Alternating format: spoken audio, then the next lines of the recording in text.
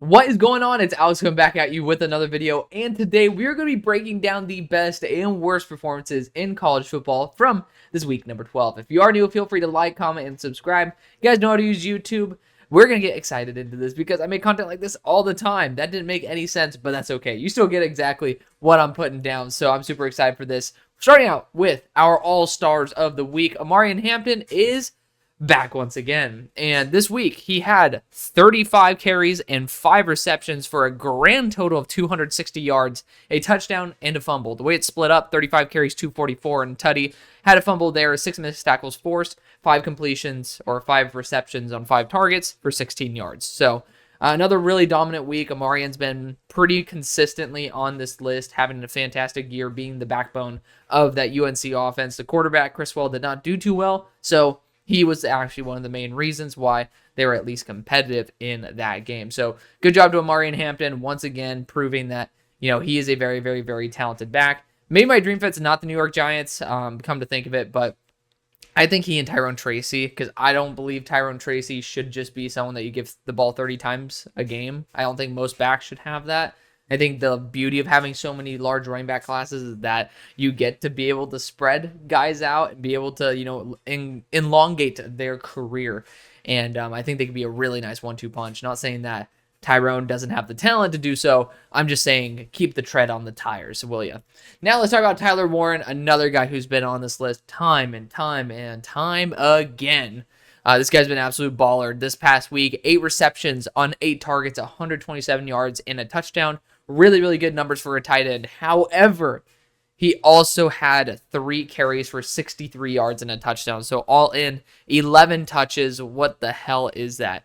190 yards and 2 touchdowns. Fantastic performance from one of the most dominant tight ends that we've seen in a hot second. It's been a while outside of Brock Bowers that we've seen this type of consistency in terms of when they take over a game, they take over a game. Like Tyler Warren, Harold Fannin, it's a really good group at the top of the class with Colson Loveland as well. Now we're going to go talk about Jahdae Barron. This guy's been an absolute beast all year long, transitioned to boundary corner and has been not looking back since. This dude's a really good player, and he's going to be featured in the corner video coming up this week. But he had a 77 defensive grade, 3 pressures, 2 defensive stops.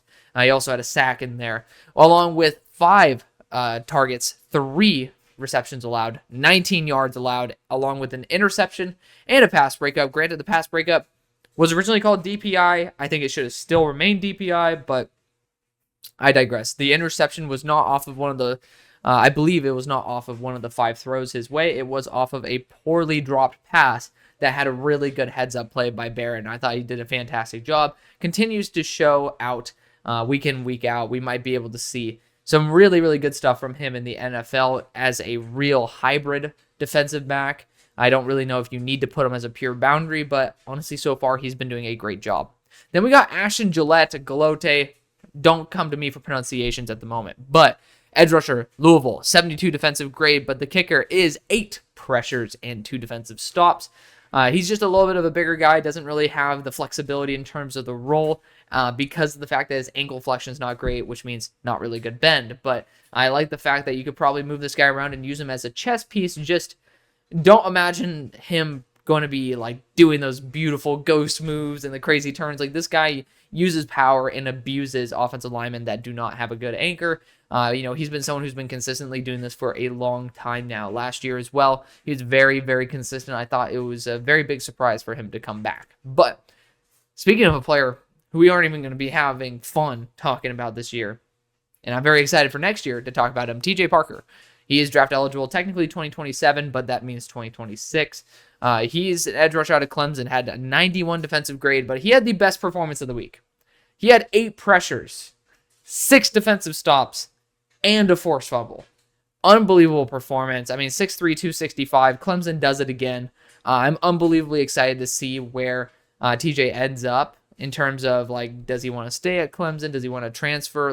Because so far Clemson hasn't really produced that first-round edge rushing talent that has that hype because of Miles Murphy.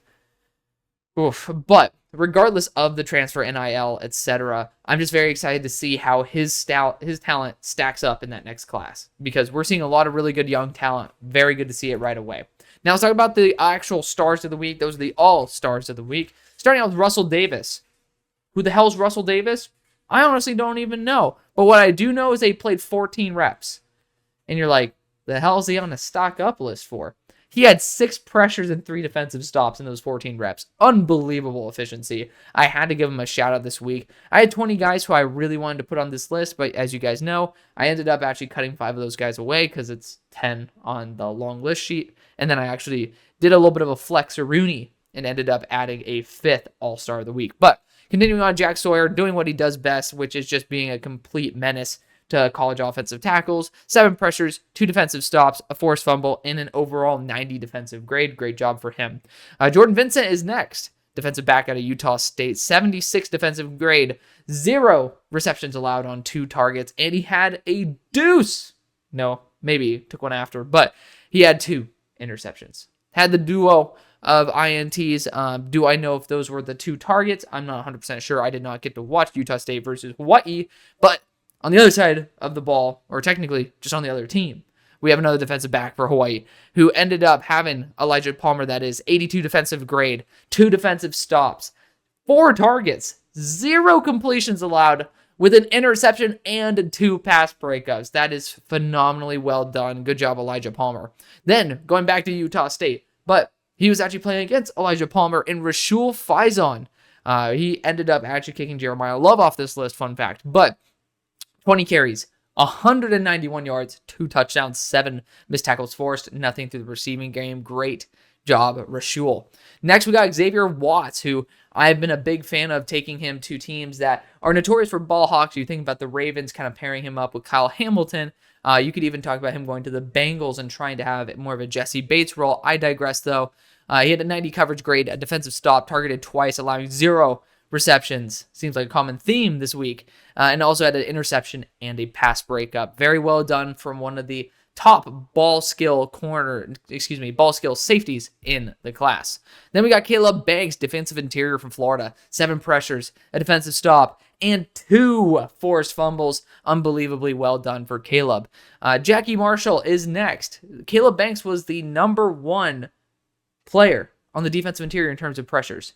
But he was tied there because of Jackie Marshall, who had 7 pressures and 4 defensive stops there for Baylor. Do I know who he is? Hell no. But you know what? That's what I love about this series, because we break down almost every single game, all the ones that actually have legitimate competition, because if a scrub gets 7 pressures versus a scrub, well, you know, I mean, like, what the hell is the point of that? We're talking about semi-NFL translatable games where we can really see talent in the dark, like Jackie Marshall truly shine. Good job for him. And then someone who is a great running back this year somehow. Baylor, I mean, he's literally the guy imaged below my face. Bryson Washington. This dude has been on this list multiple times now. This week, 18 carries, 123 yards, 3 touchdowns, 3 missed tackles forced, 5 receptions on 5 targets for 59 yards and a touchdown. So all in, that is 23 touches, 162 yards, and 4 touchdowns. I mean, they didn't win by a ton versus West Virginia. They won primarily because of Bryson Washington, and they've been winning their games because of Bryson Washington. Fantastic. Jordan Tyson's next, wide receiver at Arizona State. He ended up having 16 targets, 12 receptions on those for 173 yards and 2 touchdowns. And that's alone probably good enough to get you on this list. However, here is the big caveat. 273 team passing yards. So, he ended up having so much of the share that only 100 of the pie chart is left to his team. That is a ridiculous ratio. Good job for Jordan Tyson there for Arizona State. Now let's talk about our dud of the week, Riley Mahlman. And I'm going to be honest, this like stud and dud of the week is actually really like, not stud and dud, but the dud as well as the rest of the duds of the week, the stock down guys. It really wasn't a bad week. Riley Mahlman was by far the worst though. He ended up having a 29 pass blocking grade and allowed 5 pressures. And it wasn't really a good week for a lot of offensive tackles this week. But, you know, bottom line, Riley Mahlman, I've had issues, and I even said he might have to be Andreas Pete-like, where he has to kick in the guard. I had some issues there. But this is kind of crazy. This is the first time I haven't had 10 dudes. Well, technically, including Riley Mahlman, it's 8. But 11 guys who I had stock down that, again, it's much harder to get stock down than it is stock up, right? You look at some guys like that Russell Davis kid, where 14 reps, he did an amazing job. I'm going to write you down. But if some random dude has a bad game, I'm not going to say stock down. You have to have stock in order to lose it, right? So let's talk about these players. There's not many guys I actually had highlighted. It was Banks, Riley, Truss, and Malman that I actually would have listed if I had, more guys. The rest of them are some guys who I didn't really think needed to be on here, but they just were, air quotes, losers. But Tyleik Williams is first. He had 0 pressures and 1 defensive stop on 40 reps, leaving a 58 defensive grade. Bottom line, for someone who is considered a fringe first-round talent, you expect a bit more production. Kelvin Banks is next. He allowed 4 pressures, 2 of those being sacks, and a 50 pass blocking grade. He had some really good reps there versus Landon Jackson, but the inconsistency was not great. And the big kick in the balls, Cam Williams allowed 0 pressures this week. So I was kind of expecting it to be the alternate in terms of the distribution of pressures, but, Kelvin Banks showing that he is not necessarily bulletproof. Quincy Riley is next. He had a 50 defensive grade as well. Well, actually, no, it was 50 pass blocking grade for Kelvin Banks, but 50 defensive grade for Quincy Riley. He had 2 defensive stops, targeted 9 times, allowed 6 receptions for 120 yards and a touchdown. He did have a couple of pass breakups, though, but definitely a game that we might need to take a double look at. But Quincy Riley's had a little bit of a tough year. Louisville's secondary has not really been great. I'm not going to fully blame Quincy Riley for that. And again, at least he had a couple pass breakups. Then we have Tommy Hill, cornerback out of Nebraska, another corner I really like. He had a 51 defensive grade, 4 targets, 4 receptions allowed, 43 yards and a touchdown. Bottom line, didn't do anything to reduce that stat line. Jaden Mayava, you might say, what the hell is this dude doing on here? This is the quarterback that came in for Miller Moss, who they benched. And he ended up coming in, completing 25 passes out of 35 thrown for 259 yards, 3 touchdowns, and a pick. And you might be like, well, that's not a bad game. That's not bad enough to be on here. And to be fair, I ended up actually having him as a player who I didn't really want to include on this, but I only had 8 losers for the entire week. I digress, though. Here's the kick in the balls. 0 big-time throws, 3 turnover-worthy plays. He also had 4 carries for 30 yards and a touchdown, so that's cool. But he also had a fumble. So bottom line, when you're taking out a player who I think would have given you a far better chance to succeed, you better, at least in these softball games, he needed to perform a lot better. So again, got to call him out on that just because of the fact that, if this were solely on its own, I really wouldn't care. But it is because it's in comparison. It's right after, with sequence of benching Miller Moss. Which you guys know, I'm a Miller Moss guy. So I'm going to have a little bit of a higher threshold. But at least I'm honest about it. But then we got Xavier Truss. Ending off with Xavier Truss and a Johnny Cornelius, who are both right tackles. But starting out with Truss, he ended up having 1 pressure allowed, which is not bad. But a 37 pass blocking grade. His efficiency just was not good. Just because you don't allow pressures doesn't mean that you're doing a good job. Pressure, like pass blocking grade, is primarily based off of your win percentage, or let's just say the lower the pass rush win rate, the better it looks for you. So Xavier Truss I always think of him as a guard, so I do have my issues there. But Johnny Cornelius did allow 3 pressures and had a 50 pass blocking grade. So again, it's not like these performances this week were far from cheeks. Like, that's why it's like such a weird week, but it is what it is. I love you guys. I hope you guys had a good day. I will just say, because maybe not many of you are at the end of this video, I already did record this earlier and then the microphone cut out in the middle of it. So this is round 2 for me. But regardless, I'm glad that we got this in. I love you guys. See you on the far side. Peace.